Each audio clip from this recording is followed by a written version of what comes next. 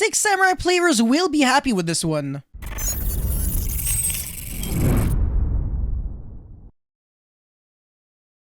So NATURIA ROSEWHIP is a level 3 Earth Plant Tuner monster that only allows your opponent to activate 1 spell or trap card per turn. So this card is quite literally the exact same as Great Shogun SHIEN, which used to see play in 6 Samurai, but it is a little bit infinitely easier to abuse. And when I say everyone can abuse this card, I mean almost every freaking deck can use this card now. It's a plant monster, so it has inherent synergy in the Son of Avalon plant deck, and it's also a tuner monster, level 3 tuner monster, which means it can just conveniently be summoned by CRYSTRON Needle Fiber, and of course it doesn't really care about the restriction of not being able to activate its effect that turn because it's a continuous effect anyways. Now I know what you're thinking, but yes, Sin, this card isn't new. It could have been broken years ago. And to that, I will tell you yes and no. It kind of depends on the format and which kind of decks can use this card. You see, cards like NATURIA ROSEWHIP were kind of getting overshadowed by other cards like Despot 1, which could also be summoned off of CRYSTRON Needle Fiber, but they at least made Aura Dawn and kind of made more explosive combos, so there was kind of no reason to look at other monsters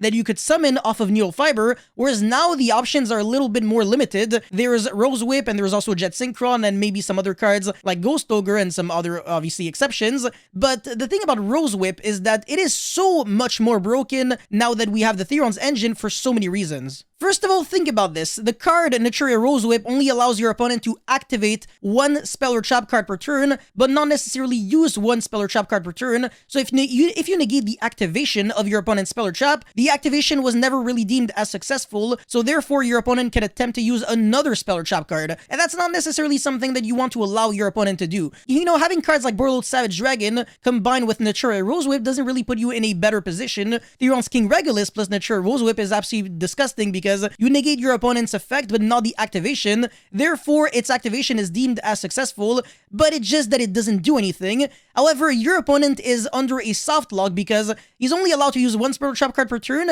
and that 1 spell or trap card always gets negated, therefore he can never really resolve any spell or trap card per turn. When you pair this up with the fact that you could also have Appaloosa for 3 or 4 whatever, you also cover monster negates, which is absolutely disgusting, and also you might be thinking, but can't you just jump over the card? It only has like whatever 1700 or something defense. Well, again, it's easier said than done because there is the Theron's Field spell, which is absolutely broken and protects your monsters from being destroyed by battle by foolishing a Theron's monster from your graveyard to your hand, and if your monster actually dies by battle, all good in the hood, you can just recycle back a Theron monster from your graveyard to your hand. So in other words, your opponent will have to waste 2 attacks on your NATURIA ROSEWHIP, and in the process, you go +1 and your opponent loses a lot of tempo. So like I said, this combo is extremely easy to achieve in Pantherion and Son of Avalon Plan, but that doesn't mean that other combo decks cannot utilize this play because it's just really that powerful. So if your deck can play the Theron's Engine and summon Needle Fiber, I think this is an absolute must for your deck. But that's pretty much all I have to say